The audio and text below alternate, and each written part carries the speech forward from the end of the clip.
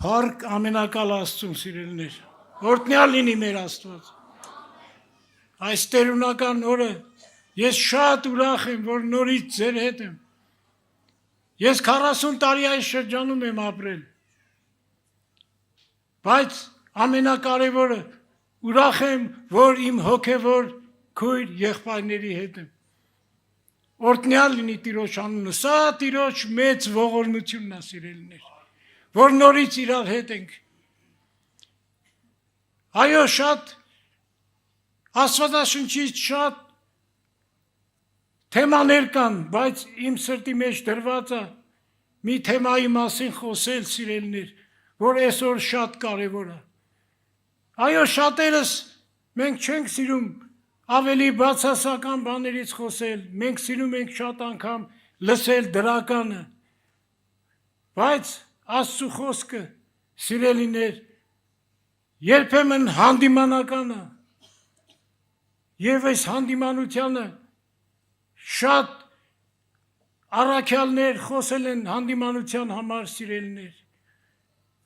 և այսօր իմ սրտի մեջ դրված է, ես հիմա շուտով կասեմ, թե ինչի մասին եմ ուզում խոսել, ես ուզում եմ կարդալ Եզեկիելի մարգարեության 47 գլխից, սիրելիներ։ Սա այն մասն է, որ Եզեկիելի մարգարեին Աստծո հայտնություն եղավ, Եվ նրան ցույց տրվեց, որ տաճարից առաջի գլխի առաջի համարից կարդամ առաջի 47-ի առաջի խոսքը զիսնորեն տաճարի դրան ետևը բերավ արևելյան կողմեն տան սեմի տակեն ջուրեր կելեին քանզի տանը երեսը դեպի արևելք էր ու ջուրերը տան աջ կողմի տակեն սեղանի հարավային կողմեն կիշնեին ապա զիս հյուսային դրան ճամփան հանեց առաջնորդեց դեպի արտաքին դուռը որ արևելքեն կնայեր ու ջուրը կհոսեր դեպի հարավային կողմը մենք գիտենք որ Եզեկիելին տարավ մցրեց Սուրբ Հոգու գետը որը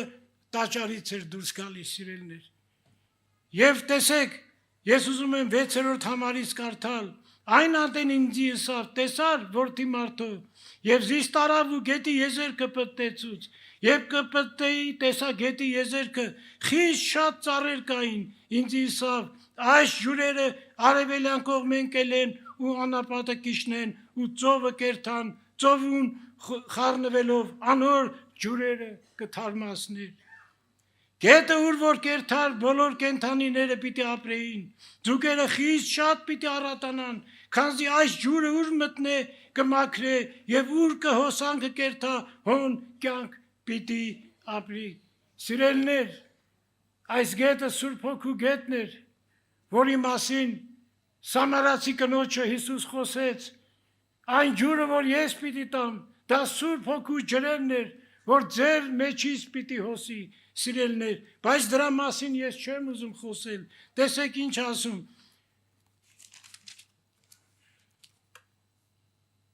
11 համարից եմ ուզում կարդալ բայց անոր տղմալից տեղերն ու ճախնիները պիտի չթարմանան անոնք աղի համար պիտի պահվին ես սրա մասին եմ ուզում խոսել սիրելիներ տղմալից տեղեր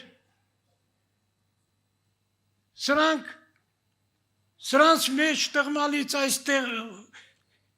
տեղերի ճախնիները ասմա պիտի չթարմանան Սրանց մեջ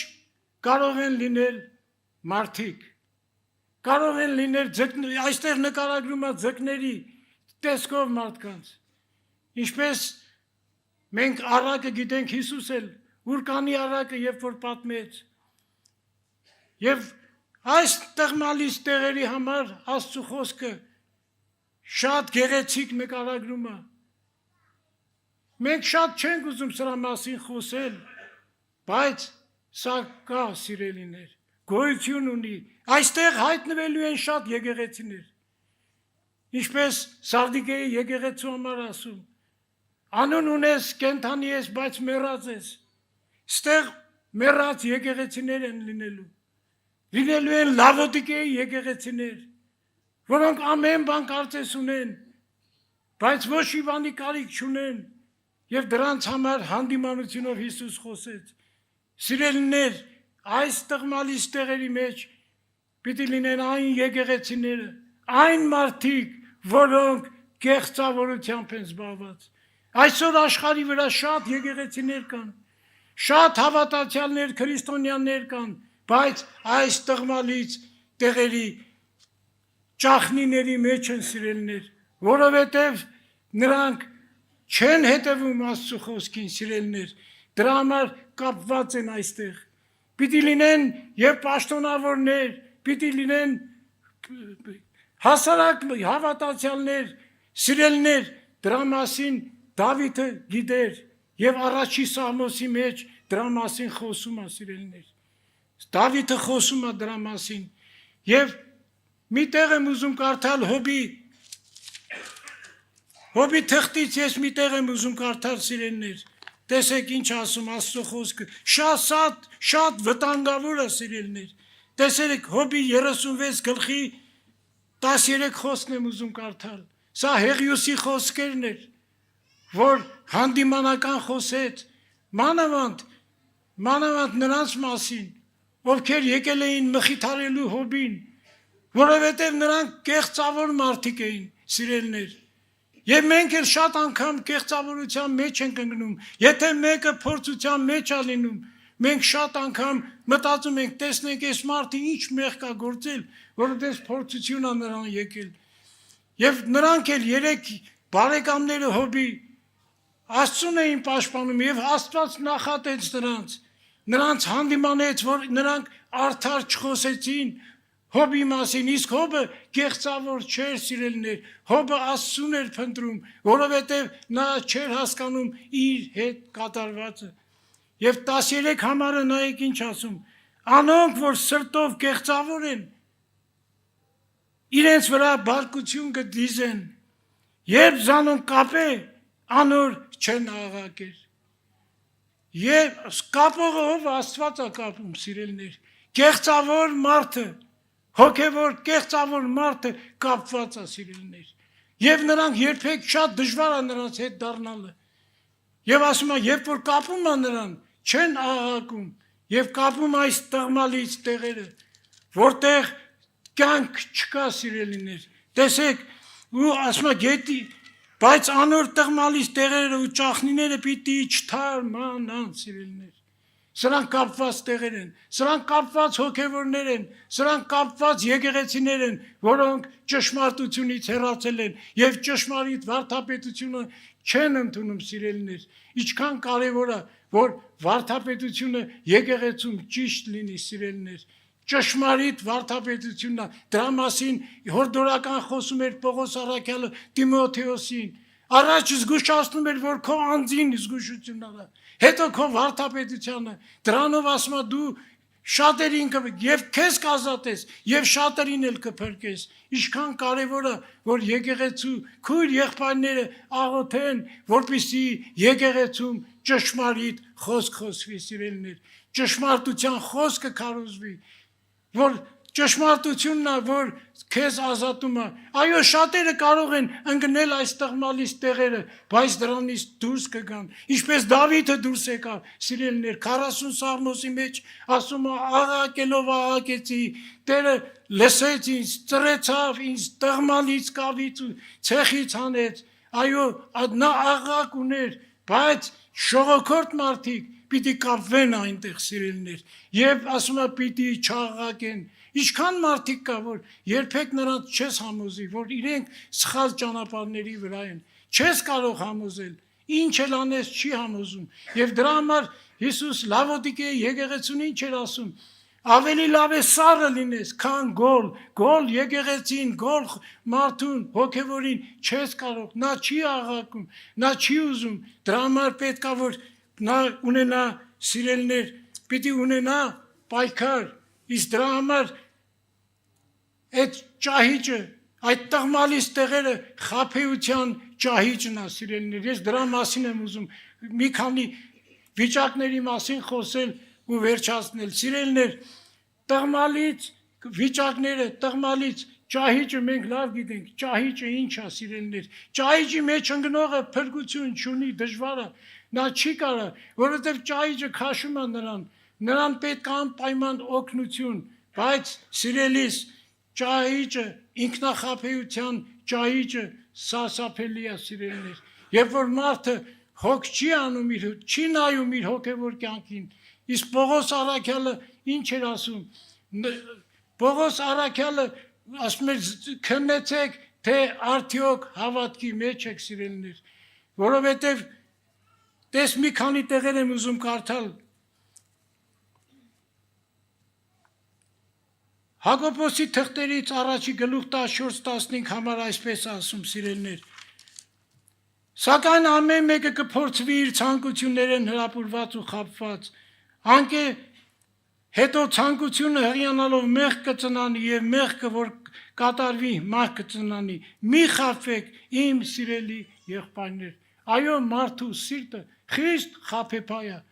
Առաջի բանը, որ դու խաբեության ճահիճն ես ընկնում, դա քո անձին ես խաբում։ Այսինքն քո խշմտանքին։ Մենք գիտենք, որ ամեն մեկս ունենք խշմտանք։ Եվ այդ խշմտանքն է մեզ հանդիմանում առաջի հերթին։ Բայց մարդը, երբ որ սկսում է ինչ-որ սխալ ճանապարհներ ընտրել, առաջի բանը, որ կատարում է, իր խշմտանքն է սպանում։ Իր խշմտանքն է համոզում, որ ինքը ճիշտ է։ Խժմտանքը, երբ որ դու քո խժմտանքը, երբ որ խափվի, երբ որ Աստվածաշունչը բազմաթիվ տեղեր կա, եւ մանավանդ ամենաշատը Պողոս Առաքյալն է խժմտանքի մասին խոսում, երբ որ մարդու խժմտանքը մաքուր չի, սիրելիս, ինքնախաբեությամբ է մարդը սկսում զբաղվել, սիրելիս, վիճակներ կան, որ հոգևորին վայել չի այդ վիճակները, հոգևորը պիտի ունենա վիճակ, պատերազմի վիճակ, առաջի հերթին մեր անձի դեմ պատերազմը, իսկ մենք շատ անգամ ինքնախաբեությամբ ենք զբաղվում, մենք ամեն ինչ գիտենք, մենք ամեն բանի հասել ենք, մենք հավատքի ժողովուրդ ենք, մենք փրկված ենք, սա գեղեցիկ բաներ են, այո լավ է որ փրկված ես, բայց դու իրականում դու այդ վիճակը ունես, դու այդ վիճակը, փրկության վիճակ ունես դու սիրելիներ, իսկ դրա համար պիտի երեք վիճակների մասին կարճ ասեմ, սիրելիս առաջի բանը, որ հավատացյալը պիտի հետևի, որ Աստծո խոսքը իր մեջ կատարվի, Աստծո պատվիրանն իր մեջ կատարվի, եթե դու չես հետևում, եթե կռիվ չունես դու եթե պատերազմ չունես, որ Աստծո խոսքը քո մեջ կատարվի, դու ինքնախաբեության ճաշճի մեջ ես, դու այդ կապված ես ընդ տղմալից ճաշճի մեջ ես եւ դու պիտի չթարմանաս սիրելիներ, դրա համար ինչքան կարևոր է առաջի Սաղմոսի մեջ տեսեք Դավիթը ինչ ասում առաջի Սաղմոս երկրորդ համարը ասում է ապա անոր հաճությունը Աստծո օրենքի մեջ է եւ ցորեկ ու գիշեր անոր օրենքի վրա կմտածի սա է վիճակը հոգևորի որ գիշեր ու ցերեկ իր հաճությունը Աստծո օրենքը, որպեսզի Աստծո խոսքը իր մեջ կատարվի, այն հավատացյալը, որ չի հետևում, այո դժվար է, շատ անգամ մենք ընկնում ենք, բայց Աստծո պետքա պատերազմ ունենաս, այրում թափելու չափ պատերազմ ունենաս, որ Աստծո խոսքը քո մեջ կատարվի, տեսեք, Հակոբոսի առաջի գլխի 22-24 համար ասում է խոսքը կատարեցեք միայն մի լսեք ինքնիդ խաբելով վասնզի եթե մեկը միայն լսե խոսքը ու չկատարե կնմանի մարդումը որ հայլի մեջ աշկերը տնկած իր բնական երեսը կտեսնե կդիտե վասնզի դիտելով կտեսնե ինքզինքը ու կանցնի կերթա ու շուտ մը կմոռանա թե ինչպիսի մեկն է տեսեք մի խաբվեք ինքնախաբեությունը ամենավտանգավոր բանն է սիրելիներ եւ դրա համար շատ հավատացյալներ այսօր այդ վիճակի մեջն են տեսեք Սաղմոսի 50-ի 16 համարը ինչ ասում քեզի ինչ որ դու իմ օրենքս կպատմես ու իմ ուխտս բերանց կառնես վասնզի դու խրատը ատեցիր ու իմ խոսքերես ետին ձգեցիր Սա հավատացյալ մարդու համար ասում, ոչ թե աշխարհի մարդու համար, սիրելիներ, այդ գետի տղմալից տեղը, երբ որ Եզեկիելին ցույց տվեց, սրանք հոգով մկրտված մարդիկ են, նույն գետի մեջ են, բայց կապված են սիրելիներ, նույն գետի մեջ են, եւ նրանք էլ կարծում են, թե փրկված են, բայց պիտի չթարմանան ասում որովհետև խաբեությամբ, ինքնախաբեությամբ են զբաղված եւ տեսակ Դավիթը, որ դուրս էր եկել այդ տղմալից ցեխից, ինչպես Սաղմոսը 40, երբ որ գրված է դրա մասին, տեսեք իրեն ինչի հետ համատում, անիկա ջուրի ճամփաները տնկած ծառի պես պիտի լա, որ իր ժամանակին իր պտուղը պիտի տվա, ու անոր տերևը պիտի չթափի, ինչ բան որ ունե, պիտի հաջողի, Դավիթը այդ տղմալից տեղից դուրս էր եկել եւ Սուրբ Հոգու գետի մեջ էր, որ գնում էր, ասում այդ գետը կյանք էր տալի, Սուրբ Հոգին կյանք է տալիս մեզ սիրելիներ, բայց նրանց, ովքեր ինքնախաբեությամբ, շողոքորթությամբ չեն զբաղվում սիրելիներ, եւ կապված չեն, եւ Աստված նրանց թարմացնում է սիրելիներ, եւ երկրորդ վիճակը, որ հավատացյալի, որ Աստծո հաճությունը փնտրենք սիրելիներ,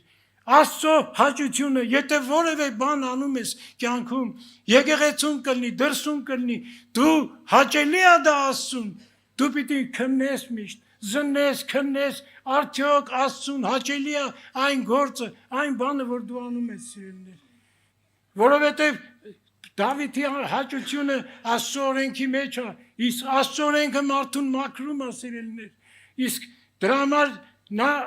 տեսեք Կողոսացից առաջի գլխի 10 համարը, որպեսզի դուք Տիրոջը արժանի կերպով քայլեք, ամեն բանի մեջ զինք հաճեցնեք, բարի գործերով պտղաբերիք ու աճիք Աստծո գիտությունով։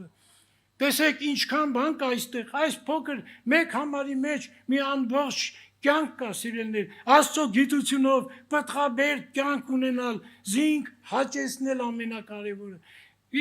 Քանզի հիմա մարդիկ ասում է Պողոս առաքյալը կհաճեցնեմ թե Աստված, կամ մարդոց հաճելի լալ կփնտրեմ, քանզի եթե ես տակավին մարդոց հաճելի լայի, այլ Քրիստոսի ծառա չէի լա։ Քրիստոսի ծառան սիրելիս, եթե դու ծառայություն ես անում, եթե Քրիստոսի ծառան ես, դու պիտի Քրիստոսին հաճելի լինես։ Հաճելի լինես, իսկ Քրիստոսին հաճելի կլինես միայն իր պատվիրանով։ Միայն իր պատվիրանով սիրելիներ։ Հաճելի լինելը Աստծո կամքը, երրորդ վիճակը Աստծո կամքը անել։ Տեսեք, Ատ կաղաչեմ ձեզ եղբայրներ Աստծո ողորմությունով, որ ձեր մարմինները ընծայեք կենթանի զոհը, Սուրբ Աստծո հաճելի, որ ձեր բանավոր պաշտոնն է։ Մեր պաշտոնը, Աստծուն հաճելի պաշտոնը, տեսեք, ձեր մարմինները ընծայեք կենթանի զոհ, սիրելիներ։ Սա հավատացյալի առաջի պարտականությունն է։ Սա Աստծո կամքով է սիրելիս, սա Աստծո կամքով է, տեսեք, երբ որ դու Աստծո կամքն ես փնտրում, դու հաճելի ես Աստծուն։ Աստծուն հաճելի մարդը միայն Աստծո կամքն է փնտրում։ Ինչպես Հիսուս հաճելի իր հորը հաճելի լինելու համար ասեց Գեթսեմանի պարտեզում ինչ ասեց, թող քո կամքը լինի։ Երբ որ դու ինքը ընդունես հոր կամքը, ինչ արեց, զորություն ստացավ սիրելիս, հրեշտակը իջավ զորացրեց նրան։ Զորություն ես դու ստանում, երբ որ Աստծո կամքով ես քայլում, երբ որ դու հաճելի ես Աստծուն, դու վերից զորություն ես առնում, դու այդ գետերը թարմացնում են քեզ, Սուրբ Հոգու գետերը սիրելիս։ Եվ ոչ թե կապվում ես այդ տղմալից տեղերը, դրանք մի շողոքորթ մարդիկ են սիրելիս։ Ինչքան կարևոր է սիրել, Հիսուս ցավանոց, իմ կերակուրս, տեսեք նույն բաները Հիսուսն ասեց։ Իմ կերակուրս այն է, որ ես զիս ղրկողի կամքն եմ և անոր գործը կատարեմ։ Այսօր մեր բոլորի պարտականությունն է Աստծո կամքը անել, սիրելիներ։ Եվ եթե դու Աստծո կամքն ես անում, դու հաճելի ես Աստծուն։ Իսկ եթե այս հավատացյալը, երբ որ քննում է իր անձը, տեսնում է, որ խոսքը չի կատարվում, պատվիրանը չի կատարվում իր մեջ, սիրելիս, որ Աստծուն հաճելի կյանք չի ապրում, եւ որ Աստծո կամքը չի անում, ինչ է անում։ Աստծո շնորհքը, Աստծո սերը, Աստծո ներողամտությունը, Աստծո երկայնամտությունը, Աստծո ողորմությունը ինչ անում, չարաշահում է եւ դա լինում է իրական չարության ծածկոց, սիրելիներ։ Չարության ծածկոցը սա է, երբ որ դու չես հետևում հոգևոր կյանքիդ եւ Աստծո կամքից հեռու ես, Աստծուն հաճելի չես, դու չարության ծածկոց ես անում հավատքը, սիրելիներ։ Եվ տեսեք, դրա համար ասում են, վասնզի Աստծո կամքը այսպես է, որ բարեգործությամբ անխելք մարդոց տգիտությունը պապանձեցնեք, ազատներու պես ըլլալով, ոչ թե ձեր ազատությունը չարության ծածկոցի պես գործածելով, հապա Աստծո ծառաներու պես։ Աստծո ծառաները հաճելի են Աստծուն։ Եվ չարության ծածկոց չեն անում, հավատքը սիրելիներ, այսօր շատ մարդիկ չարության ծածկոցի տակ են։ Եվ Աստված երկայնամիտ է, համբերող է սիրելիս, եւ շատ տեղեր ասում, ես քեզ համբերեցի, միթե պիտի գա ժամանակ, որ ամեն բան քո դեմը պիտի դնեմ։ Ինչքան կարևոր է այսօր, սիրելի քույրեր, եղբայրներ, որպեսզի մենք Աստծուն հաճելի կյանք ապրենք։ Դրա համար քննենք մեր անձերը, այսօր ժամանակը տվել մեզ Աստված, եւ որպեսզի քննենք, որ ինչն է Աստծուն հաճելի եւ այդ անենք, սիրելիներ։ Աղոթ կանենք։ Աշխարհի մարդիկ, տեսեք արքան է գալիս, երկրի վրա,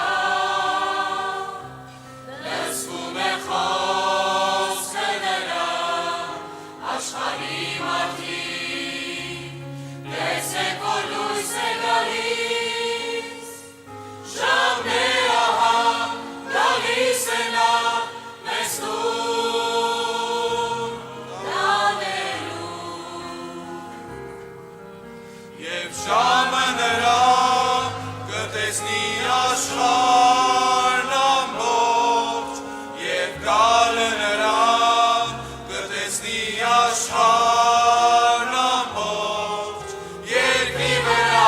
ամեն մի ման պիտի տեսնի իր խոսքն ասի,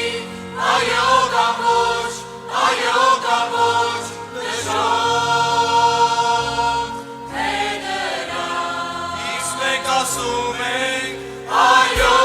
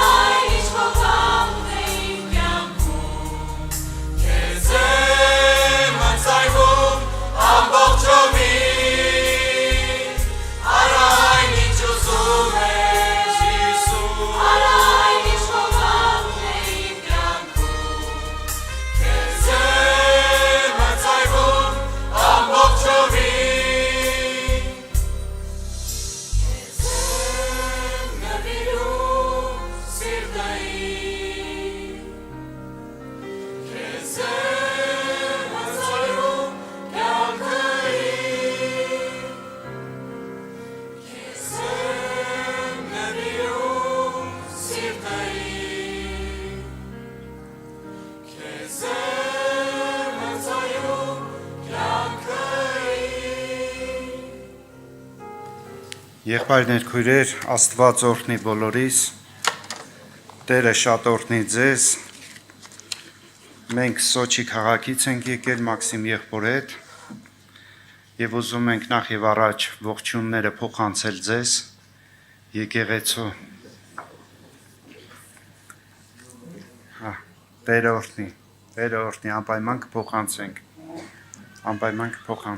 Աստված օրհնի մեզ։ Եղբայրներ, քույրեր, փառք մեր Տիրոջը, որ Աստված մեզ կյանք ա տվել։ Այն կյանքը, որ գողացված էր մարդուց, այն կյանքը, որ ի սկզբանե Եդեմական պարտեզի մեջ տնկված էր, որպեսզի մարդը ուտեր և իր ներսը կյանք լիներ, և այդ կյանքը գողացավ, և այդ կյանքը մարդը կորցրեց, բայց Աստծո ողորմությունները չպակասեցավ։ Աստված ողորմություն արեց, որ նորից այդ կյանքը վերադարձնի մարդուն, որպեսզի մարդու ներսը նորից կյանք լինի, Փառք մեր Տիրոջը։ Եվ Ադամին հստակ ասված էր, Ադամը գիտեր, որ այս ծառից եթե ուտի, իրան ներսին կյանք կլինի, որովհետև մարդու ներսը կյանք դեռ չկար։ Գրված է Աստված փչեց եւ շունչ եղավ իր մեջը, կենթանություն պարգևեց, բայց կյանք չկար ներսը։ Եվ հստակ ասված էր Ադամին, Ադամ, եթե այս պտղից ուտես, մահը կգա քո մեջը, եթե այս պտղից ուտես, կյանքը կգա քո մեջը։ Մարդը խաբվեցավ, մարդուց գողացավ այդ կյանքը։ Բայց Աստծո ողորմությունները չպակասեցավ, եղբայրներ, քույրեր։ Աստված ուզեց նորից վերադարձնել կյանքը մարդուն, որ մարդու մեջը կյանք լիներ։ Ես ուզում եմ կարդամ Ծննդոց գիրք 3-րդ գլուխ 22-րդ խոսքից, եւ Եհովա Աստվածը ասեց. Ահա Ադամն եղավ իբրև մեզանից մեկը, որ բարին եւ չարը գիտենա, եւ հիմա միգուցե իր ձեռքը մեկնե եւ կենաց ծառիցնել առնե եւ ուտե եւ հավիտյան ապրե։ Պատկերացնում եք Ադամը նորից ձեռքը մեկնում է կենաց ծառից, կյանքի ծառից առնում ուտում է։ Եվ միջև այսօր Ադամը կապրեր։ Այդ մարմինը չորացած հիվանդությունների, տկարությունների, պրոբլեմների մեջ մահ չէր ճաշակի։ Եվ Աստված իր մեծ ողորմությունը արեց, որ մարդը կարողանա այս մեղքի մարմնից ազատվի։ Բայց Աստված այդ էլ պրոստը հենց նես չարեց, կյանքը պարգևեց։ Այն կյանքը, որ մարդուց պակասված էր, Աստված ողորմություն արեց, որ այդ կյանքը նորից վերադառնա մարդուն, մարդու ներսիդին կյանք լինի։ Եվ երբ որ կարդում ենք շարունակությունը, ուստի Եհովա Աստվածը հանեց նրան Եդեմի պարտեզից, որ երկիրը գործե, որտեղից որ առնված էր, եւ արտաքսեց Ադամին, եւ Եդեմի պարտեզի դիմացի կողմը դրավ քերովբեներին եւ ամեն կողմ դարձնող բոցեղենսուրը կենաց ծառի ճանապարհը պահելու համար, որպեսի մարդը չմոտիկանար եւ այդ ծառից չուտեր։ Բայց այդ ժամանակից սկսվեց խավարը տիրել երկրի վրա, եղբայրներ, քույրեր։ Խավարը տիրեց, Մարսու ներսում սկսեց խավար տիրել։ Մյուս գլխում մենք տեսնում ենք, որ երկու եղբայրների մեջ արդեն խավար կար։ Եվ այդ խավարը ստիպեց, որ մարդը սպանություն անել։ Եվ մենք երբ որ կարդում ենք Եսայա մարգարեություն, եղբայրներ, քույրեր, 9-րդ գլուխ 2-րդ խոսքը, այսպես ասում։ 9-րդ գլուխ 2-րդ խոսքը։ Խավարում գնացող ժողովուրդը մեծ լույս տեսավ։ Խավար էր, երկրի վրա միայն խավար էր։ Ժողովուրդը խավարում գնում էր։ Նրա ներսը լույս չկար, բայց երբ որ Քրիստոսը պիտի ծնվեր, խավարում գնացող ժողովուրդը մեծ լույս տեսավ։ Մահվան ստվերի երկրում բնակվողների վրա լույս ծագեց։ Սա ասում է Քրիստոսի գալիքը, որ մարդու ներսը պիտի լուսավորի, մարդու ներսը պիտի այդ խավարից արդեն փրկվի, կյանքը պիտի վերադառնա, այն գողացվածը, որ կար, Աստված էլի ողորմություն անում, որպեսի մարդը կրկին ունենա։ Մենք կարդում ենք, եղբայրներ, քույրեր, Հովանու ավետարան, նայեք, Հովանու ավետարան, առաջի գլուխ 4-րդ խոսքը, նրանով էր կյանքը, եւ կյանքը մարդկանց լույսն էր։ Նրանով էր կյանքը, միայն Քրիստոսով էր կյանքը, եւ Քրիստոսը եկավ ասելով, որ ես կյանքը նորից բերել եմ, այն ինչ որ քեզանից գողացված էր, այն ինչ որ դու խաբվեցար, այդ կյանքը ես եմ, այդ կյանքը ես եմ, որ երկնքից իջել եմ։ Եվ 6-րդ գլխի մեջ Հովանու ավետարան մենք տեսնում ենք Քրիստոսը արդեն առաջարկում է ուտել, որպեսի մարդ իր ներսին կյանք ունենա։ 6-րդ գլուխ 48-րդ խոսքից եմ ուզում կարդալ։ Ես եմ կյանքի հացը։ Ձեր հայրերը մանանան կերան անապատումը եւ մեռան։ Սա է այն հացը, որ երկնքից է իջնում, որ եթե մեկը սրանից ուտի չի մեռնի։ Ես եմ կենդանի հացը, որ երկնքից է իջել, եթե մեկը այս հացը ուտի, հավիտյան կապրի, եւ այն հացը, որ ես կտամ, իմ մարմինն է, որ ես նրան աշխարհի կյանքի համար կտամ, փառավորվի Տիրոջ անունը։ Այն ինչ որ մարդը կորցրեց, էլ իրավունք չուներ մոտիկանալու, որ բոցեղեն սուրը դրվավ է ծառի շուրջը, որպեսի մարդը չմոտիկանա, բայց Քրիստոսը երկնքից գալով ասում է, ես եմ այդ կյանքը, ես եկել եմ, որ դուք կյանք ունենաք եւ ավելի, եթե դուք ուտեք, ձեր ներսիդին արդեն կյանք կլինի, փառավորվի Տիրոջ անունը, մարդու ներսը խավար չթողեց Աստված։ Աստված նորից իր ողորմություններով հնարավորություն տվեց մարդուն մոտիկանա կենթանի կյանքին, այդ ծառին որպեսի համտեսի։ Մենք հիմա շարունակության մեջ կտեսնենք, որ հայտնության գրքում ասվում է, որ իշխանություն կտամ նորից այդ կյանքի ծառի վրա։ Մենք որ նորից այստեղ կարդում ենք շարունակությունը, տեսնում ենք Հիսուսը 54-րդ խոսքում Հիսուսն էլ նրանց ասեց. ճշմարիտ, ճշմարիտ ասում եմ ձեզ, եթե մարդու որդու մարմինը չուտեք եւ նրա արյունը չխմեք, կյանք չունիք ձեր անձերում։ Իմ մարմինը ուտողը եւ իմ արյունը խմողը հավիտյան կյանք ունի, եւ ես հետին օրին գահարուցանեմ նրան։ Մահը նրա վրա իշխանություն չի ունենա։ Փառավորվի Տիրոջ անունը։ Հիսուսը տալիս է այս հնարավորությունը նորից։ Այն որ կորսված էր, այն որ գողացված էր, այն որ առաջուց մարդը խաբված էր, ասում է ես իշխանություն կտամ, փառավորվի Տիրոջ անունը։ Եղբայրներ քույրեր, նայեք կարդում ենք հայտնության գրքի մեջ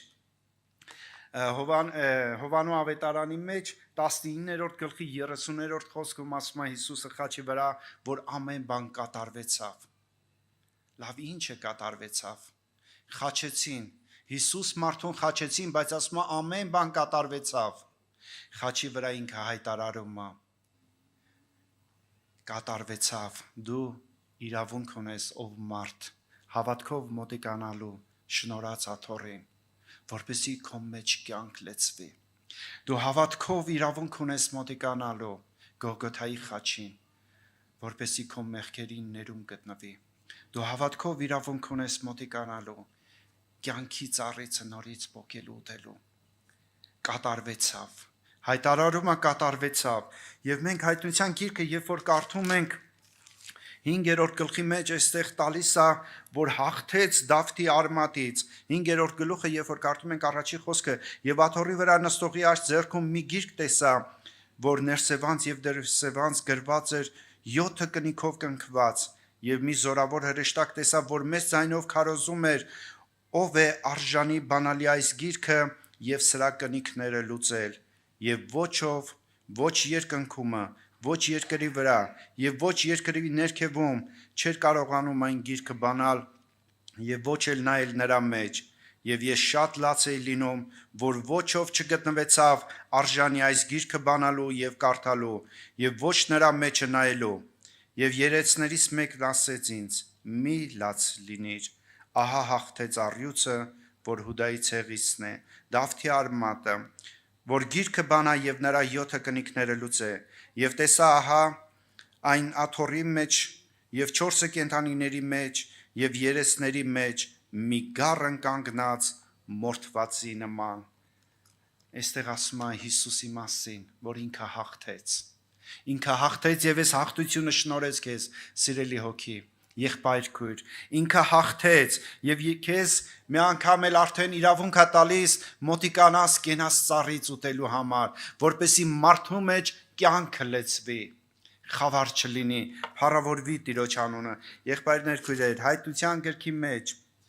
2-րդ գլուխ 7-րդ խոսքը այսպես է ասում. ով որ ականջ ունի, թող լսե, ինչ որ հոգին ասում է եկեղեցիներին, ով որ հաղթում է նրան կյանքի ծառից ուտել կտամ, որ Աստծո դրախտի մեջ է։ Կյանքի ծառից ուտել կտամ։ Լավ, ո՞նց անենք, որ հաղթենք։ Ո՞նց անենք, որ հաղթենք, ո՞նց անենք, որ կարողանանք այս կյանքի ծառից ուտենք։ Իմ անելիքը ո՞րն է։ Սիրելի եղբայր, սիրելի քույր, ինչ անենք, որ կարողանանք կյանքի ծառից կրկին ուտենք։ Աստծո խոսքն ասում է, ով որ հաղթի, ով որ հաղթի։ Ես մտածում եի Տեր Աստված, բայց լավ, ո՞նց կլինի, ո՞նց հաղթի մարդը, որ կարողանա։ Տեսեք 3-րդ գլուխ Հայտնություն 21-րդ խոսքը ինչ ասում ինձ եւ քեզ։ Ով որ հաղթում է կտամ նրան, որ ինձ հետ նստի իմ աթոռի վրա, ինչպես ես էլ հաղթեցի եւ նստեցի իմ հոր հետ նրա աթոռի վրա։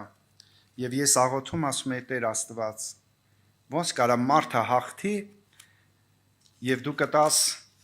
քո հետ նստի ես աթոռի վրա։ Եվ պատասխանը ես առա, որ գրված է Հովանու ավետարան 6-րդ գլուխ 57-րդ խոսքը։ Իմ մարմինը ուտողը եւ մարյունը խմողը մնում է ինձանում եւ ես նրանում։ Եթե Քրիստոս ապրի քո մեջ, Քրիստոս կյանքը, որ ապրում է քո մեջ, այդ կյանքն է հաղթողը, սիրելի օքի, ոչ թե դու ես հաղթում քո ուժերով, քո արդարությունով, քո մտածմունքով, քո հասկացողությունով, այլ Քրիստոս, որ ապրում է քո մեջ, Քրիստոս կյանքն է քեզ հաղթություն տալիս։ Քո կյանքում կատարվում է այս խոսքը, Հայտնություն 3:21-ն է կատարվում, ով որ հաղթի, նրան իշխանություն կտամ իմ աթոռի վրա նստելու։ Եղբայրս քույրս, մի հատ նայիր քեզ։ Տես Աստված ինչքան է քեզ բարձրացնում։ Փրկում է դերետի քիչ է, անգամ խոստանում է, որ տանի նստեցնի այն աթոռի վրա, որտեղ նստած է Քրիստոս։ Եվ Քրիստոսն էլ ասում է, ինչպես ես հաղթեցի, իմ հոր հետ նստեցի իր աթոռի վրա, այնպես էլ հայր կամենում եմ նրանք, որտեղ ես եմ, այնտեղ էլ իրանք լինեն։ Եղբայրներ քույրեր, մարդը, որ անպիտան եւ անարժան է, տեսնում ենք Աստծո ողորմությունը ինչքան շատ է եւ որտեղից որտեղ է հանում։ Ես ուզում եմ մի վարքյան, որ դու պատկերացնես, Աստված քեզ ինչքան է սիրում եւ ինչ խոստմունք ունի քեզ համար տրված։ Այս խոսքը կկատարվի քո կյանքում, եթե քո մեջ ապրի Քրիստոս, Քրիստոս կյանքը ապրի քո մեջ, ով որ հաղթում է կտամ նրան, որ ինձ հետ նստի իմ աթոռի վրա, ինչպես ես էլ հաղթեցի եւ նստեցի իմ հոր հետ նրա աթոռի վրա։ Թող Քրիստոս ապրի մեր մեջ, եղբայրներ քույրեր։ Հավատքով թող Քրիստոս ապրի մեր մեջ, որպեսզի այս համարը մեր կյանքում կատարվի եւ Վերջի տեղն էլ կուզենայի կարդալ Հովանեսու ավետարան 14-րդ գլուխ 23-րդ խոսքը։ Աստծո խոսքը ինձ եւ քեզ սա է ասում. Եթե մեկը ինձ սիրում է, իմ խոսքը կպահե, եւ իմ հայրը կսիրե նրան, եւ նրա մոտ կգանք եւ բնակություն կանենք նրա մոտ։ Ինչ խոստմունք ունես։ Ես եւ հայրը կգանք նրա մոտ եւ բնակություն կանենք նրա մոտ, փառավորվի Տիրոջ անունը։ Էլ ինչ խոստմունքներ մենք ունենք։ Եղբայրներ քույրեր, Աստծո խոսքը ասում է, ես նրանց մեջ կբնակվեմ, ես նրանց հետ կքայլեմ ու նրանց Աստվածը կլինեմ։ Այս խոստմունքը քեզ տրված է, հավատքով դու ընդունի։ Եվ այս խոսքը ես ուզում եմ, որ քո կյանքում կատարվի։ 23-րդ խոսքը, 14-23 Հովանու ավետարան, եթե մեկը ինձ սիրում է, իմ խոսքը կպահի։ Ես ուզում եմ, որ մենք Աստծո մեջ ապրենք եւ ասում եմ, ես եւ հայրը կգանք նրա հետ բնակություն կանենք։ Ինչ հրաշալի բան է։ Ինչ հրաշալի խոստմունք է։ Բայց իմ եւ քո կյանքում կատարվում է սա թե չէ։ Ինչն է պատճառը, որ չի կատարվում։ Ինչն է պատճառը, որ ես չեմ կարողանում այսօր իմ ներսիդին տեսնել, որ կյանք կա, այն խոստացված կյանքը, որ Քրիստոս նորից վերականգնեց։ Սատանեն գողացել էր, մարդը խաբվել էր, բայց Քրիստոս նորից վերականգնեց։ Երբ որ դու Տիրոջ մեջ ապրես միայն, Տիրոջ մեջ ապրես, եւ ինքը կապրի քո մեջ, եւ այս բոլոր խոստմունքները մի օր քո կյանքում կկատարվի։ Փառավորվի Տիրոջ անունը։ Ամեն։ Գանք աղոթքով Տիրոջ առաջ։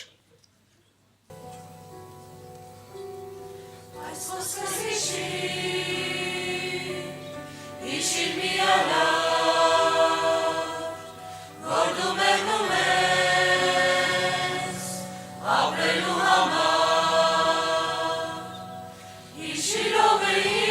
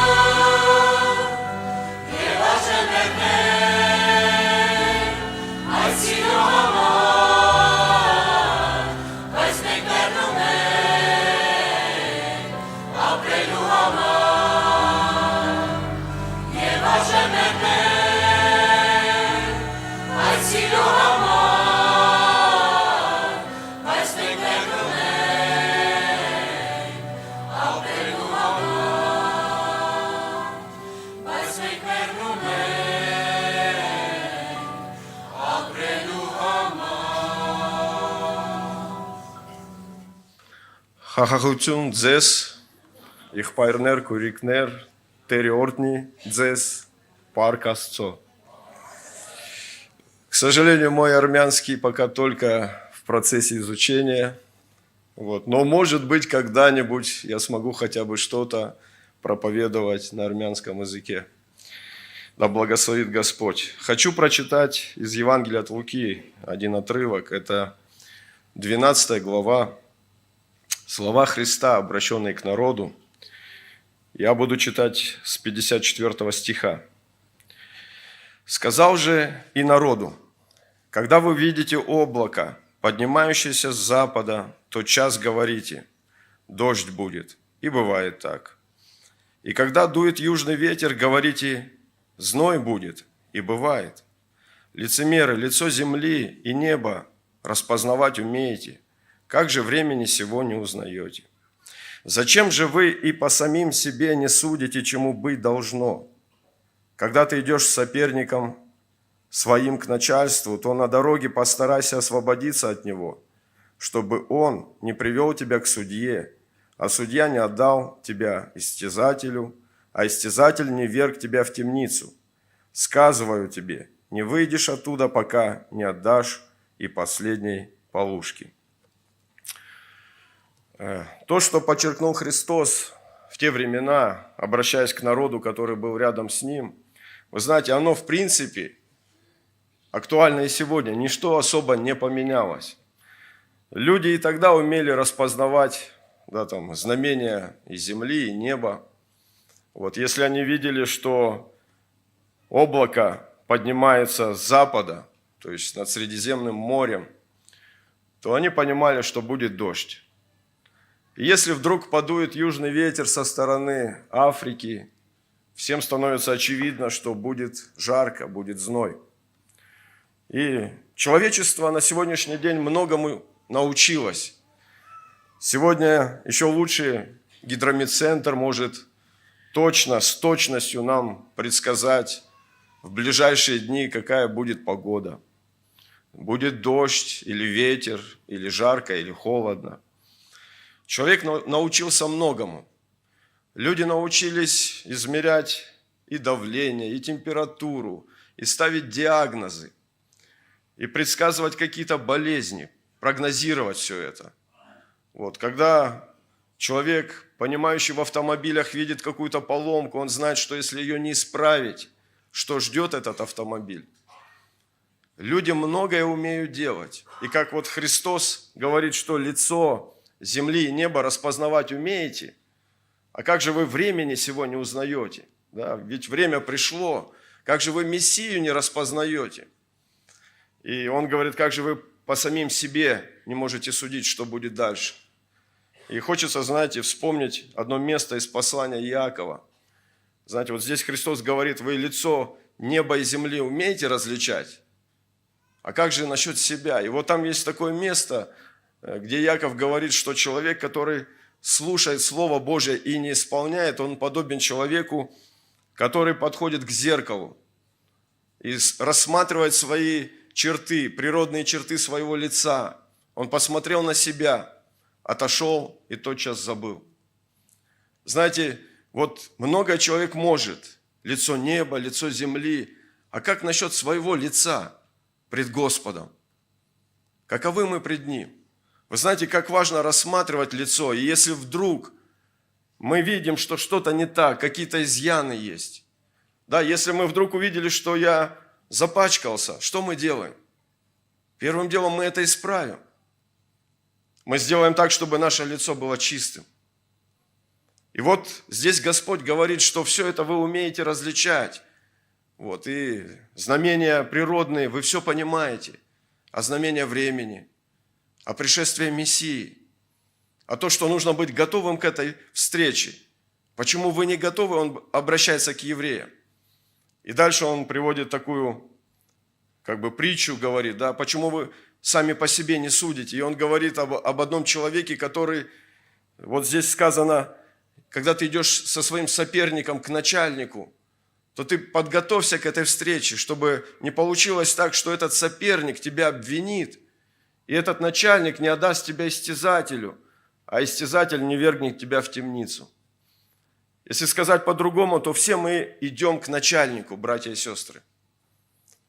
С каждым днем наша земная жизнь становится короче, и все мы пред Ним предстанем. И как хорошо, когда мы имеем дерзновение предстать перед Ним. Когда нас ничто не тяготит, когда нет никаких соперников, когда ты не согрешил, не против человека, не против каких-то людей, когда ты чист пред Богом, и тогда ты идешь с дерзновением. Но когда ты имеешь соперников, здесь Христос говорит, вы должны примириться, вы должны это исправить, вы должны сделать так, чтобы вам предстать пред начальником в должном состоянии. Вы все, люди, умеете делать. Вы ориентируетесь в жизни. Много опыта, много всего. Но как важно сегодня сориентироваться в том, что наша жизнь здесь очень короткая, и мы движемся навстречу к нашему Создателю. Дорогие братья и сестры, этот день обязательно наступит. Обязательно. Никто не может избежать этого. Никто не сможет куда-то спрятаться. Мы все пред Ним. И слава Богу, что сегодня есть такая возможность. Если я чувствую, что что-то не так в моей жизни, мы можем это все исправить. Мы можем от чего-то отказаться.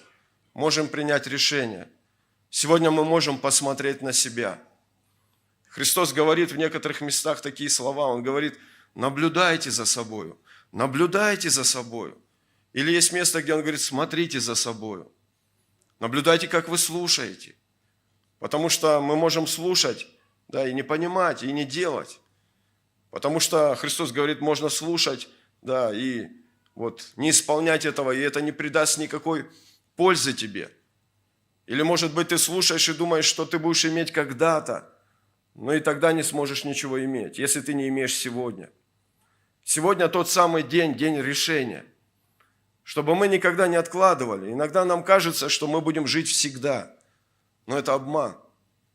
Я часто говорю такие слова, я говорю, почему так человеку кажется, что мы будем здесь жить всегда? Потому что мы никогда не умирали. Да, когда что-то происходит, если ты ударился обо что-то, когда шел, ты знаешь, что можешь опять удариться, и ты уже аккуратно идешь. Но человек никогда не умирал, и нам свойственно думать, что мы будем жить здесь всегда. И если даже кто-то умирает, нам всегда кажется, это случилось с ним. Это не случится со мной. И мы можем прожить жизнь так вот, знаете, в какой-то суете, в беспечии. Но все очень серьезно, все очень, знаете, так ответственно пред Богом. Каково наше состояние. И слава Богу, если оно такое хорошее, когда мы знаем, что прощены, когда ни с кем мы не находимся в каких-то конфликтах, в конфронтации, когда мир на сердце. Это самое лучшее состояние. Но если даже не так, Бог есть Бог милостивый, милующий,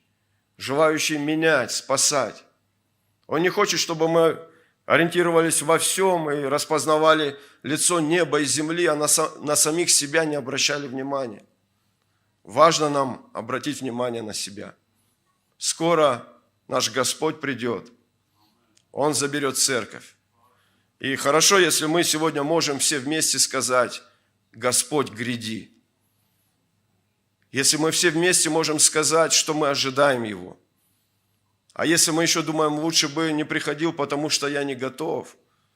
это состояние нехорошее. Надо готовиться. Сегодня может быть последний день. Часто мы не думаем об этом, но это может быть. Поэтому да благословит Господь церковь. И не только здесь, а по всему лицу земли, чтобы все мы были готовы. Пусть Бог даст нам такое понимание, что мы здесь гости, мы здесь ненадолго задержимся, мы в гостях, а наш дом там, на небе, там родительский дом, отчий, куда мы все стремимся и ожидаем этого дня. И пусть наше сердце будет готовым, чтобы мы сегодня посмотрели на себя, на свое состояние, на свое сердце. И если нужно что-то изменить, изменили с Божьей помощью. Он желает нам помочь. Нам нужно только к Нему обратиться, и помощь придет, и исцеление приходит, и свобода приходит. И новое сердце Бог дает, если вдруг что-то не так, и сердце стало другим, или, может быть, кто-то еще не принял Христа, то Христос дает новую жизнь, новое мышление, новую совесть и новое сердце. Да благословит Господь церковь. Давайте мы кратко совершим молитву.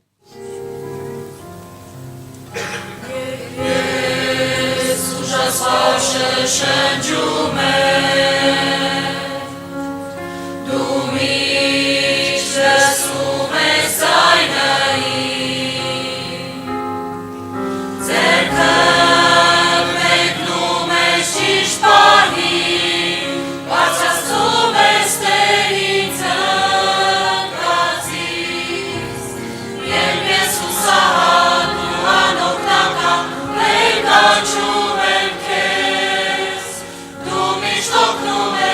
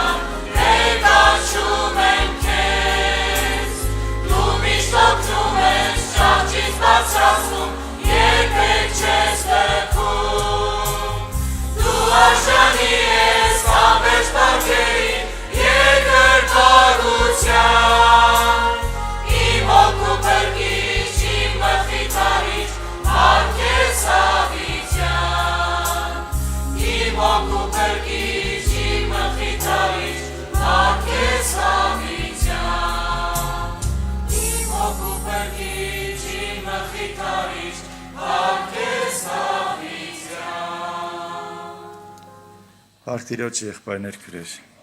Աստծո մեծ ողորմությունների համար, անկեղծ ասած, ես էլ եմ այն տարածքում, որ մասնակցում եմ բարևներ բերել, Լոս Անջելեսի տարածքից, Գլենդել քաղաքից, մենք ունենք մեր մոտ, խնդրում եմ նստեք, քուրեր եղբայրներ, որոնք Էրեբունիի տարածքից են եկել, Փառք Աստծո,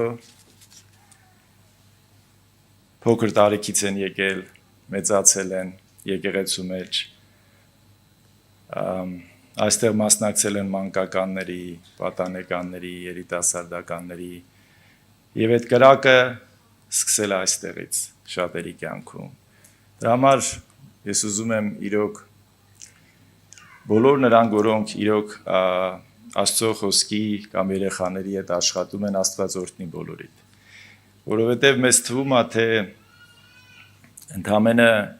այդ խոսքը շատ զորություն ունի մարդու կյանքի մեջ։ Մենք չգիտենք այդ խոսքը ոնց կներգործի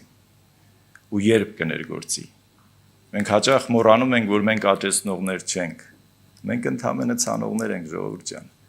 Ընդամենը ցանողներ ենք։ Եվ այդ խոսքը, երբ որ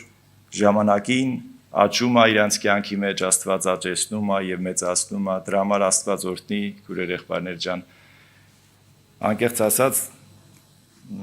զգացմունքային արցունքներով էին բարևում, բայց ես պարզ կասեմ։ Դրա համար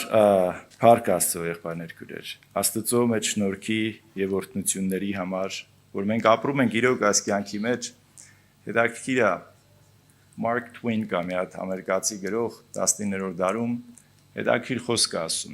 Ասում է մարդու կյանքում երկու կարևոր օրեր կան։ Ու բացատրում է ըստ իրա, որոնք են դրանք։ Ասում առաջինը դե նրա ծննդյան օրն է, որը որ նա ծնվեց։ Իսկ երկրորդը, ասում է երկրորդը, որը նա հասկանա, թե ինչի համար է ապրում, որն է իր կյանքի նպատակը։ Լինում է հաճախ մենք երբ որ ապրում ենք որպես մարդ, մեզ համար նպատակներ ենք դնում։ Եվ ասում ենք սա է, երբ որ երիտասարդ մեկը փոքր է, եւ նպատակը մեծանալն է, որ երիտասարդը ամուսնացած չի, ասում է նպատակս ամուսնանալն է։ Հետո ամուսնանում է, տեսնում է կյանքում ոչ մի մարդու հոգու աշխարհում մի վիճակ չկա, որ բարելավի։ Ոչ մի բան չկա, որը վիճակի մեջ մարդը զգա, որ ինքը հանգստանում է այդ ներկայության մեջ, եղբայրներ քուրեր։ Դրա համար, երբ որ մենք իրոք եղբայրներ քուրեր, Աստծո խոսքը հրաշք է, որ հայտնվել է մեզ։ Սա մեծ ուղղակի ողորմություն է վերևից եկած, մեծ ողորմություն է վերևից եկած։ Դավիթ թագավորը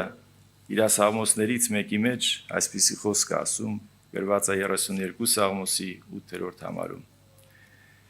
Քեզ պիտի սովորեցնեմ, քո երթալուտ ճամփատ ցույց պիտի տամ քեզ։ Քեզ պիտի խրատեմ եւ իմ աչքերս միշտ քեզ վրա պիտի լինի։ Հետաքրքիր է Դավիթ իր հոգու աշխարհում իր ներքին սենյակի մեջ իր Աստծուն աղոթք էր անում, իր Աստծո երեսն էր փնտրում։ Եվ այդ աղոթքի, այդ հաղորդակցության մեջ նա իր կյանքի բոլոր պարագաների մեջ նա չէր տեսնում այն իրավիճակների մեջ, որը ինքը հայտնվել է, թե որևիցե մեկն է մեղավոր։ Այս բոլոր բաների մեջ եղբայրներ քույրեր նա ուրիշ բան էր տեսնում։ Քեզ պիտի սովորեցնեմ եւ գնալու ճամփա ցույց պիտի տամ։ Քեզ պիտի խրատեմ եւ իմ աչքերս միշտ քեզ վրա պիտի լինի։ Երբ որ Դավիթը դեռ պատանի էր, երբ որ Սամվելը նրան օծեց թագավոր, հավատացեք, նրա կյանքը թագավոր օծումից հետո չհեշտացավ։ Այսինքն այդ օծությունը իր վրա չբերեց իր կյանքի հեշտություն։ Սովորաբար, երբ որ մարդիկ ապրում ենք երկրի վրա,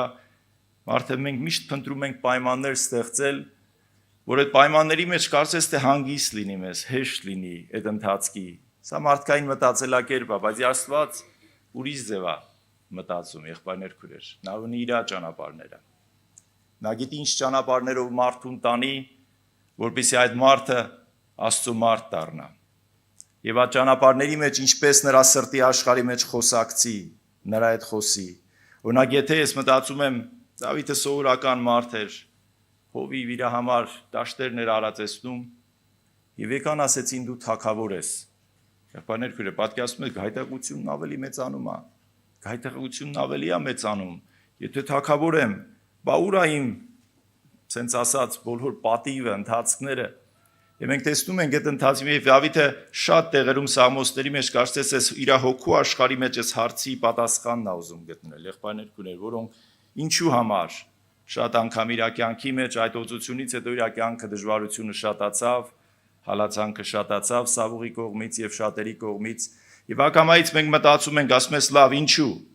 Եղբայրներ քույրեր, մենք էլ հնարավոր ամեն մեկս մեր կյանքի խնդիրների մեջ գալիս է մի վիճակների մեջ ենք հայտնվում, կարծես թե սենց հուսահատված մտածում ենք լավ ինչի։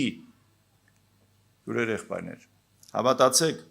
պատասխանը ոչ ոք չգիտի։ Պատասխանը մեզ տրված էլ չի իմանալու։ Որովհետև եթե ես մտածում եմ մեզի այդ պարագայի մեջ ասեն էլ մենք չենք հասկանա, մենք չենք կարա պատկերացնել։ Բայց սա մի ճանապարհ է, որ Աստված տանում ամեն մեկիս, եղբայրներ քույրեր։ Եթե նայենք ընդհանուր Աստվածաշունչին, սա ճանապարհ էր, որ Աստված տարեց Աբրահամին, որպեսզի նրան Աբրահամ սարքի, դարձնի։ Տարավ Հակոբին, որպեսզի Հակոբին Իսրայել դարձնի։ Ամեն մեկիդ այդ բոլոր այդ ճանապարհը տանում է։ Եղբայրներ, ես մտածում եմ անշուշտ մեր անունները չի փոխում Աստված։ Մենք նույն անունով ենք մնում։ Բայց հոգուտ աշխարհի մեջ մի հատ գործ է կատարում Աստված, որ հավատացեք, այդ գործը դու ոչ մի պարագայում չէիր կարող ձեռք բերել։ Եվ սա է ընթացքը։ Նայեք, Եսայի մարգարեության մեջ 53-րդ գլխի մեջ շատ հետաքրքիր է Տեր Հիսուսի համար ասում։ Ասում է նրա եւ Աստծո կամքը նրա կյանքում պիտի կատարվի։ Տեր Հիսուսը ապրեց ընդամենը 33 տարի, եղբայրներ քույրեր։ Մենք շատերս 33-ից բարձր ենք։ Բայց այդ տարիները Աստծուն բավարարեց։ Բայց այդ տարիների ընթացքի նրա ապրած, նրա զոհաբերությունը Աստծուն բավարար համարվեց։ Եվ Աստված նրա անունը խիստ բարձրացրեց, այդպես ագրված, բոլոր անուններից վեր։ Եղբայրներ քույրեր։ Եվ այդ ընթացքի մեջ սա է խնդիրը, որ Աստծո կամքը յուրաքանչյուր մարդի կյանքի մեջ կատարվի։ Հավատացեք, մեր կամքը Աստծո կամք չի։ Մեր պատկերացրած Աստծո պատկերացումները չի, գրված Աստծո խոսքում։ Իմ ճամփաները ձեր ճանապարհները չեն, իմ խորհուրդները ձեր խորհուրդները չեն։ Համեմատությունը նա չի, որ մի փոքր է։ Համեմատությունը ինչպես երկինքը երկրից բարձր է, այնքան իմ խորհուրդները ձեր խորհուրդների վրայից են բարձր։ Այսինքն անհամեմատելի է։ Եղբայրներ քույրեր, ուղղակի ստեղ ընթացքը, ճանապարհը ընդամենը կայանում է մի կետի վրա, որ մարդը կարողանում է ամբողջովին հանձնվել, հակառակ դեպքում չի ստացվում։ Ծննդոց գրքի մեջ, երբ որ գրված է, երբ որ Աստված 12-րդ գլխում առաջի համարում գրված է, Աստված հայտնվեց Աբրահամին, նա երկար բացատրություններ չտվեց, ասավ Աբրահամ դուրս արի։ Պողոս առաքյալը Եբրայեցիների թղթի մեջ ավելի խորն է բացատրում, ասում Աբրահամ դուրս եկավ։ Սովորաբար, որ մարդը մի կետից մի կետ է գնում, մանավանդ հիմա դնում ենք քարտեզը, չէ, եւ ա կետից բ կետն ենք հասնում։ Եվ ինչքան հանգիստ ես, եւ ինչքան դժվար է, երբ որ մարդը ճանապարհը չգիտի։ Եվ մենք մի սպասում ենք լուրը ստանանք, որ հանգիստ լինենք, որովհետեւ սպասողական վիճակը սա շատ դժվար է։ Մարդուն, ադամական մարդուն չի կարող նա այդ սպասողական վիճակի մեջ հարատևի։ Մարդը չի դիմանում։ Բայց Պողոս առաքյալը այսպես է ասում Աբրահամի համար։ Ասում Աստված նրան ասեց դուրս արի եւ տարավ ճանապարհ եւ Աբրահամ եղավ ճանապարհը գիտեք ոնց էր, որը որ նա չգիտեր։ Եղբայրներ քույրեր։ Հովհաննես առաքյալն ասում է սիրելիներ, մենք Աստծո որդիներ ենք եւ տակավին հայտնի չէ թե ինչ պիտի լինենք։ Ավելին Պողոս առաքյալն էլ տեսեք ինչ է ասում, եղբայրներ քույրեր, ասում է ինձ այսպես կերևնա Աստված առաքյալներիս հետիններ արեց։ Իբրև աշխարհի աղտեղություն։ Ուղղակի եւ մի երկրորդ Կորինթացի առաջի գլխի մեջ ասում է. եկավ մի պարագա մեր կյանքի հույսը կտրվեց։ Ինքն առաքյալը գրում Աստված մեր կարողությունից ավելի փորձություն չի տա, բայց նաեւ գրում է ասում մեր կյանքի հույսը կտրվեց, այլևս հույս չմնաց ապրելու։ Բայց շարունակում է եղբայրներ քույրեր։ Եվ այս բաները եղավ մեկ պահի մեկ բանի համար, որպեսզի մենք մեր անձերին չապավինենք, այլ Աստծո, որ մեռելներին է հարուցանում։ Այսինքն բոլոր են սուրբերի կյանքում, որոնք Աստծո հետ զրուցել են։ Պողոս առաքյալը ինքը շատ լավ էր տարբերում, երբ ինքը խոսում, երբ Աստված խոսում։ Եվ նա իր անձը ասում է իմ անձը բաց հայտնի է բոլորիդ առաջին։ Իմ անձը բաց եւ հայտնի Աստծո առաջին։ Եվ նա բաց էր եղբայրներ քույրեր։ Եվ նա գիտակցում էր, որովհետեւ իր գործը մարդու հետ չէր, իր գործը Աստծո հետ էր։ Դավիթը գիտակցում էր, որ իր գործը սավուղը չի, իր թշնամին սավուղը չի, որ սավուղը իրան հալածում է։ Պատկերացրեք, երբ որ Աբեսան Դավիթին ասեց, ահա Աստված քո թշնամին քո ձեռքը մատնեց, չէ՞։ Երբ որ մենք նայում ենք եղբայրներ քույրեր, սովորական մենք շատ անգամ կյանքում մենք մտածում ենք, ասում ենք, այս պարագաները փոխվեց, Աստված նրան հատուցանեց, մարդկային եզրահանգումներ ենք անում։ Հետաքրքիր է Դավիթը ուրիշ սիրտ ուներ, Աստվածաշունչն է դրա մասին ասում։ Դավիթի սիրտը ուրիշ սիրտ էր, եղբայրներ քույրեր։ Եվ նա ուրիշ էր ասար ոչ։ Բաներ կասեց ինձ չի վերաբերվում։ Թեև այո ես արդար եմ, թեև իմ դատը ճշմարիտ է, բայց ես դատավոր չեմ։ Ես պիտի սպասեմ Աստծո դատաստանին։ Նրա դատաստաններն են արդար։ Նրա դատաստանները, երբ որ գալիս են ճիշտ ժամանակին են գալիս, եղբայրներ քույրեր։ Եվ չգիտես, այդ երբ որ այդ ժամանակին գալիս է, ինչ ներգործություն է անում, եղբայրներ քույրեր, ինչ ներգործություն է անում մարդու կյանքի մեջ։ Մենք շատ անգամ մարդկային ձևով մտածում ենք, օրինակ գիտեք, երբ որ Տեր Հիսուսը հաղորդության ժամանակ, երբ որ Հուդային էլ հաղորդություն տվեց, նրա ոտքերն էր լված, հետաքրքիր է, գիտեք ինչն է զարմացնալի։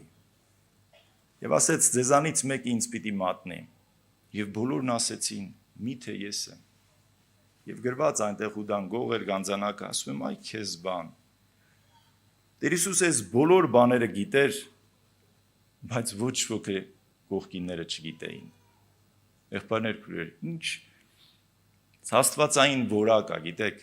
սովորաբար մարդիկ մենք այսպես ենք։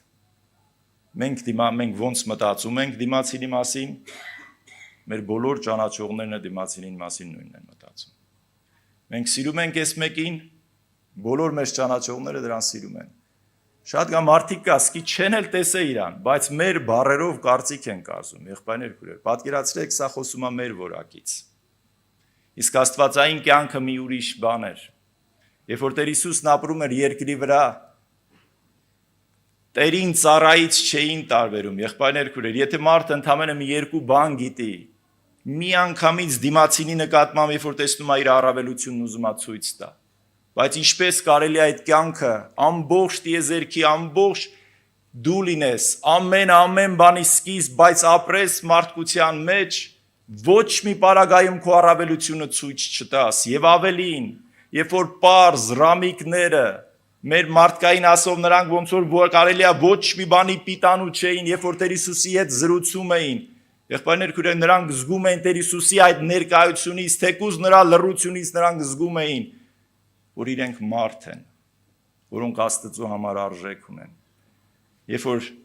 Զաքեոսին Տերը աչքերը բարձրացրեց ծառի վրա, հետաքրքիր է եւ զարմանալի քուրեր եղբայրներ։ Ասма Տերն ասեց Զաքեոսին, ասեց իջիր, ես այսօր քո տունը պիտի գամ։ Տեսեք եղբայրներ քուրեր, եւ գրված է շատերը զարմանում էին, թե ինչու նա մեղավորների համար մտավ, Զաքեոսը շատ էր լսել այդ խոսքերը, որ դու մեղավոր ես, դու լավը չես, դու ես, եւ ես հավատում եմ, որ ինքը միգուցե իր հոգու աշխարհում պատրաստ էր տենց խոսքեր լսելու, որտեղ իր ականջները սովոր էր դրան, բայց հետաքրքիր է Տերը նրան ոչինչ չասեց, ոչ մի բառ չասեց։ Գիտեք, քուրեր եղբայրներ, ոչ թե չասեց նրա համար, որ Զաքեոսի այդ վիճակը իրան հաճելի էր կամ ոչ, սրա մասին չի խոսքը, եղբայրներ քուրեր, որովհետև Աստծուն մի ուրիշ բան է հետաքրքրում, քուրեր եղբայրներ ջան։ Եվ այդ բանը նրա հոգու աշխարհի մեջ, եղբայրներ քուրեր, Զաքեոսի Տեր Հիսուսի ներկայությունը նրա կյանքը փոխեց, նրա կյանքը լիովին փոխեց։ Եվ այդ ներկայությունից Զաքեոսը այլևս նույն մարդը չդարձավ։ Եվ գրված է, ինչ է գրված, եղբայրներ քուրեր։ Գրված է իմ ունեցվածքից կեսը ինչ կանեմ, աղքատներին կտամ, ում որ զրկանք եմ պատճառե 4 անգամ հատուցում պիտի անեմ։ Գիտեք եղբայրներ քուրեր, Զաքեոսը ինչի համաձայնվեց։ Ես մի հատ տենց օրինակ եմ հիշում, ասում մի մարդ հիվանդանում է, մահամերձ, մեծ ինչ գիտեր է լինում։ Ասում է Տեր ջան, ինչ անեմ, մեռնում եմ։ Բերեմ ասում բոլոր ունեցվածքս բաժանեմ աղքատներին, աղոտ քանում Տեր ինչ կլինի, էլի ողորմություն արա, բոլոր ունեցվածքը բաժանում աղքատներին, մեկ էլ չի մեռնում։ Ասում այ մարդ, իսկ ի բաժանեցի, բա ինձ ինչ պետք է մնա տակը։ Արդյոք ասում եք եղբայրներ քուրեր, բայց Զաքեոսը մի ուրիշ բանի իր կյանքի մեջ համաձայնվեց։ Գրված առակած 30:7-ից 9 համարներում։ Գիտեք իր կյանքում ինչի նա համաձայնվեց։ Այնտեղ այսպիսի խոսքեր ա գրված։ Ասում Տեր, ես քեզ կյանքում երկու բան եմ խնդրում։ Ոնց որ հարստություն, ունայնության շրթունքները, հարստություն, աղքատություն մի տա, հետաքրքիր բան ա գրված։ Ինձ համար որոշված հացով կերակրիր։ Այսինքն Զաքեոսը համաձայնվեց, որ Աստծո տված բաժինը դա ամենաօրհնյալ բաժինն է։ Դրանից ավելին գայթակղեցնում է, դրանից ցածը գայթակղեցնում է, եւ նա հասկացավ, որ Աստված իր հայրն է, եւ այդ բոլոր բաների համար նա հոգ անում։ Եվ սա, եղբայրներ քուրեր, Տեր Հիսուսը Զաքեոսի հոգու աշխարհի մեջ տեսավ, ասավ, էսելա մարդ, ժողովուրդ ջան, էսելա Աստծո ողորմության եւ փրկության կարիք ունի։ Դրա համար եղբայրներ քուրեր, թող իրոք որ մենք, երբ որ մենք կյանքի մեջ ապրում ենք, այս ընթացքի մեջ, ես ուզում եմ միտքը ամփոփել եւ վերջացնել, երբ որ մենք ապրում ենք կյանքի մեջ, կյանքումդ ոչ մի բանից մի վախեցիր։ Միայն մեր եղբայրներ քուրեր, հավատա ոչ մեկ չարժի, որի համար դու վիճակից ընկնես։ Տենց բան ոչ մի գոյություն չունի, ոչ մեկ արժանի չի, որու համար մենք փրկությունից հետ մնանք, եղբայրներ քուրեր։ Դրա համար այս ընթացքը մենք սկսել ենք, մենք գնում ենք այս ճանապարհով։ Եվ ամենակարևոր եղբայրներ քուրեր, Աստված ուզում է այս ճանապարհի մեջ, երբ որ մեզ տանում է, այդ ճանապարհի մեջ մեզ սովորեցնի, որովհետև եղբայր հակառակ լինում է դեպքեր, որ մենք բառերը գիտենք, բայց չենք կարողանում նրա բովանդակությունը կյանքի մեջ հասկանանք։ Եվ Աստված այդ ճանապարհներով մեզ տանում է, չիմանալով եղբայրներ քուրեր։ Տեսեք Աբրահամի համար ասում նրան ճանապարհ էր տանում եւ չգիտեր Աբրահամը ուր է գնում։ Երբ որ մենք չենք իմանում, եղբայրներ քուրեր, հավատացեք, այստեղ մի ուրիշ մի բան է մեր ձևավորվում։ Երբ որ չգիտես, այլևս պիտի վստահես։ Գիտեք, կյանքում գալիս է մի կետի Աստված, որ ուզում է մեզ բոլոր մեր հարմարավետության դիրքերից հանի եւ բերի մի կետի, որը հանձնված վիճակ է։ Նա հանձնված Աստծո իր կառավարումին։ Եվ բոլոր խնդիրների մեջ ասма Տեր ջան, թող քո կամքը լինի։ Տեր Հիսուսի համար գրված է, որ Աստծո կամքը իր համար կերակուր եւ ուտելիքի պես էր, չէ՞։ Ինչ ասեց, իմ կերակուրս նա է, որ ես երկնավոր հոր կամքը կատարեմ։ Եվ այն գործը, որ ինձի տվել այդ գործը ավարտին հասցնեմ։ Այո, եղբայրներ, քուրեր, յուրաքանչյուրի կյանքում, ամեն մեկիս կյանքում Աստված ունի գործ, նպատակ։ Եվ Աստված տա, եղբայրներ, քուրեր, որ մենք չխանգարենք այդ գործին։ Մենք հավատա, հարևանը չի խանգարելու, մենք ենք խանգարում մեզ։ Մենք ենք խանգարում մեզ առաջ եթալուն։ Մենք ինչքան հետաքրիր է, որ Աստված գրված առաջի գլխում Հովնանի Աստված Հովնանին խոսեց, ասավ ինչ արա, ուր գնա, Նինվե գնա։ Եվ ինչ արեց Հովնանը, ուղիղ հակառակ։ Եվ գիտեք, երբ որ կարդում եք հաջորդ գլուխները գրված է, դարձյալ Աստծո խոսքը Հովնանին եղավ, ասելով Նինվե գնա։ Տեսեք, եղբայրներ, քուրեր, մեր կյանքում էլ լինում է, որ Աստծո խոսքը հայտնվում է, մեզ ասում է գնա ինչ որ միտեղ, եւ մենք կռիվ ենք տալիս Աստծո կամքի հետ։ Չգիտեմ, այդ ժամանակը դուք որոշեք, օրերը, ամիսները, միգուցե տասնամյակները, ով գիտի։ Բայց հետո երբ որ Աստծո խոսքը գալիս է գրված, Աստծո խոսքը դարձյալ հայտնվում է մեզ ու ասում է գնա։ Ժամանակը մենք կորցրեցինք, եղբայրներ, քուրեր։ Դրա համար փառք Աստծո, որ մենք այդպիսի հայր ունենք, որը դրա համար է եկել երկիր, որպեսզի կարողանա կորսվածը փնտրի, որ ոչ թե ընդամենը կորսվածը փնտրի, այլ եղբայրներ, քուրեր,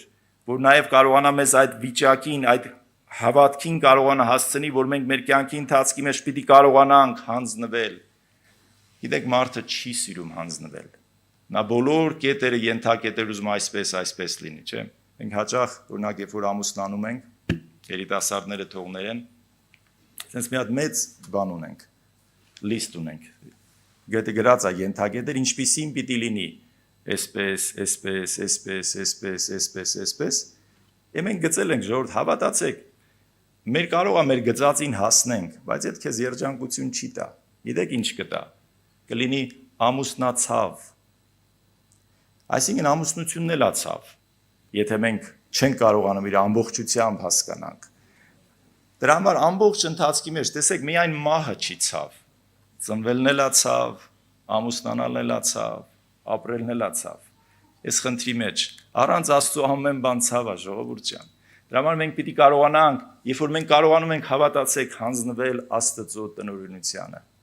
Գիտեք, սա խոսք չի, ասում հետաքրքիր էս մի խոսք է ասում, ես երջախումբին չեմ ասում, ինձ եմ ասում։ Ասում ամենաշատը մարդիկ սուտ ասում են երկելուց։ Չէ, ես կյանքս ինձ եմ տալիս, քեզ եմ տալիս, գիշեր, ժամանակը, սիրտս, ամեն ինչս քեզ եմ տալիս։ Հետո երկից հետո հլնում ենք, ասում ենք էս իմն է, չէ՞, էսա բոլորը իմն է։ Հիմա երկեցինք, լավ էր։ Եղբայրներ, քույրեր, իրոք Աստված ուզում է, որ մեր կյանքի մեջ մեր յուրաքանչյուր բառը իմաստ ունենա։ Մեր յուրաքանչյուր բերանից ելած խոսքը Աստծով աղով համոզված լինի, որ մենք Աստծո մարդիկ դառնանք, որովհետև սա է Աստծո նպատակը յուրաքանչյուրիս համար։ Երբ որ մենք այդ ճանապարհով անցնես, այլևս դու չես մտածում, թե ինչպես քո խնդիրները լուծես։ Հավատացեք, այլևս երբ որ հանձնվում ես, մենք Աստծուն իրավունք ենք տալիս, Տեր, դու լուծիր մեր կյանքի խնդիրները։ Ինչքան ժամանակ է մենք մեր խելքով եթում ենք ընկնում փոսը, չէ՞։ Հետո բոլորին հավաքում են, եղբայրներ ջան, աղոթեք փոսից դուրս գամ։ Փոսից դուրս են գալիս։ Խելքի էլ չեն գալի, Ժորժ ջան, հետ մենք ընկնում ենք անդունդը։ Մինչև երբ, չէ՞։ Մինչև երբ, քույրեր եղբայրներ ջան։ Դրա համար ես կուզեմ այս խոսքը նորից կարդալ եւ վերջացնել։ Քեզ պիտի սովորեցնեմ եւ երթալուտ ճանապարհը քեզ ցույց պիտի տամ։ Քեզ պիտի խրատեմ եւ իմ աչքս միշտ քո վրա պիտի լինի։ Թող Տերը օրհնի ձեզ, Տերը զորացնի ձեզ եւ ձեր բոլորի բարևները անպայման կտանեմ եւ սիրով փոխանցեմ։ Աստված օրհնի։